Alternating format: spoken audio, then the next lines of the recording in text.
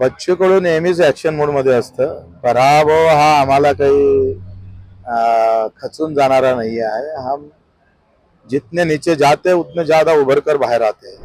असं स्पष्टता नसल्यामुळं बँका डुबणार आणि शेतकरी पण डुबणार, मरणार, अशी एकंदरीत व्यवस्था आहे. याबाबत मुख्यमंत्र्यांनी तातडीनं मला असं वाटतं का स्पष्टता करणं गरजेचं आहे. ते केली नाही तर आम्ही जमलंच तर 7 तारखेला आंदोलन करू. बच्चू भाऊ गडकरी साहेबांची भेट झाली, काय नेमका विषय होता? राजकीय भेट म्हणायची? राजकीय भेट नव्हती. मतदारसंघाच्या काही महत्त्वाचे विषय होते. शकुंतला एक्सप्रेस असेल आणि NHचे जे काही राहिलेले अर्धवट कामं आहे, चांदूर बाजार ते परतवाड्या रस्त्यावरचे, पैरमचे, असं एकंदरीत चर्चा झाली आणि मग उसरती थोडी राजकारणावर. कुठले आणखी काही बोलणं झालं काय? बराच वेळ भेट चालली. मला वाटतं सध्या फक्त आम्ही चर्चा केली आहे, बैठक झालेली आहे आणि त्या सगळ्या संदर्भात काही प्रश्नाच्या संदर्भात. अधिवेशन नुकतंच पार पडलं बच्चू भाऊ, पण काय वाटतं या अधिवेशनातून विदर्भाला काय मिळालं? तुम्ही नेहमी शेतकऱ्यांचे विषय मांडत असतात. मला वाटतं एक कर्जमाफीचं जे सांगितलं होतं आणि त्यामुळे आता काय झालं की मला बऱ्याच बँकिंगच्या, मी बँकेचा अध्यक्ष असल्यामुळं मोठा प्रश्न बँकिंगना आता पडलेला आहे.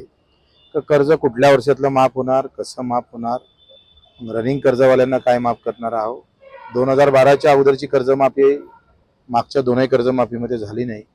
त्यानं आता जी कर्ज भरण्याची जी शेतकऱ्यांनी तयारी दाखवली होती, ती आता सगळ्या शेतकऱ्यांनी कर्ज भरण्याची तयारी थांबवली.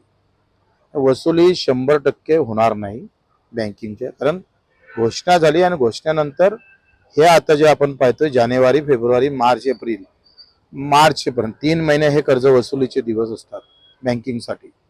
आणि यांनी घोषणा तर केली, पण ते तुम्ही जर ते लागू केली नाही, कर्जमाफी केली नाही, तर हे थकीत जाणार आणि पुन्हा कर्ज शेतकऱ्याला भेटणार नाही. याबाबत जो काही निर्णय आहे तो तातडीनं सरकारनं घेणं गरजेचं आहे.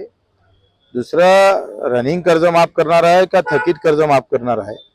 जे मागच्या दोनही कर्जमाफीत बसले नाही त्याच्यासाठी तुम्ही काय करणार आहे, असं स्पष्टता नसल्यामुळं बँका डुबणार आणि शेतकरी पण डुबणार, मरणार, अशी एकंदरीत व्यवस्था आहे.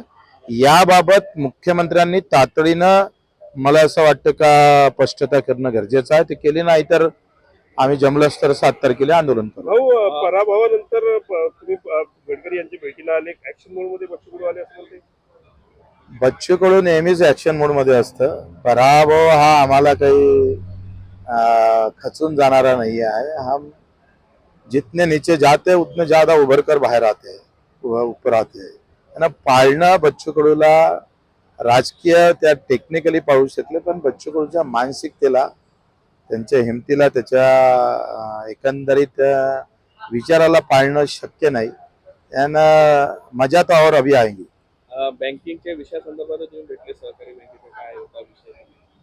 सहकारी बँकेच्या संदर्भात मी नाही भेटलो. माझे विषय यांच्या खात्याकडे जे विषय आहे.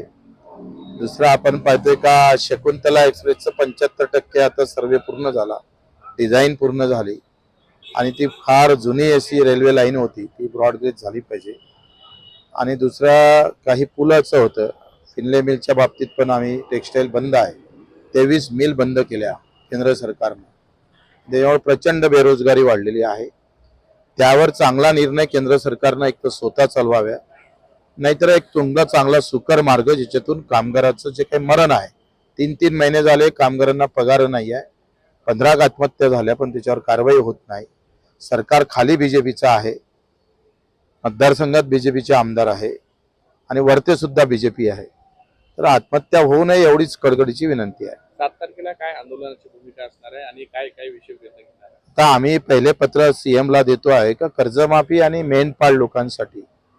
काही भागात आता ते परप्रांतीय जे काही जनावरं येतं राज्यामध्ये, त्याला बऱ्याच आजार आणि लक्ष हे येत असल्यामुळं त्याचे परिणाम प्रांतीय राज्यातल्या जनावरांवर प्रचंड रोगराई पसरतात आणि ते पूर्ण फिरून येतात.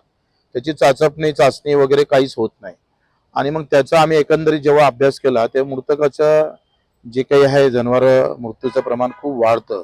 कारण येणारं परप्रांतीय जे काही जनावर येते आहे ते सगळे रोग घेऊन येतात आणि त्याचे परिणाम स्थानिक जनावरांवर खूप मोठ्या प्रमाणात पडतं आणि ते पशुधन पूर्ण धोक्यात येतं आहे आणि ते मेंढपाळ जे स्थानिक आहे म्हणजे हिंदूच मेंढपाळ खास करून ते सगळे श्रीरामाचे भक्त आहेत तसे सगळे मेंढपाळ बिचारे त्रासले आहे तर त्या संदर्भात त्यांचं निवेदन मला प्राप्त झालं ते आणि कर्जमाफीच्या बाबतीत जमलंच तर 7 तारखेला आम्ही आंदोलन करू. मुख्यमंत्री यांना भेटणार, उपमुख्यमंत्री शिंदेना भेटणार विषयाला.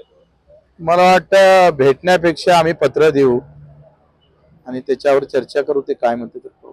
बच्चू कडूची मूळ ओळखच आंदोलन राहिलेली आहे. पुढच्या काळात असेच आक्रमक आंदोलन पाहायला मिळेल.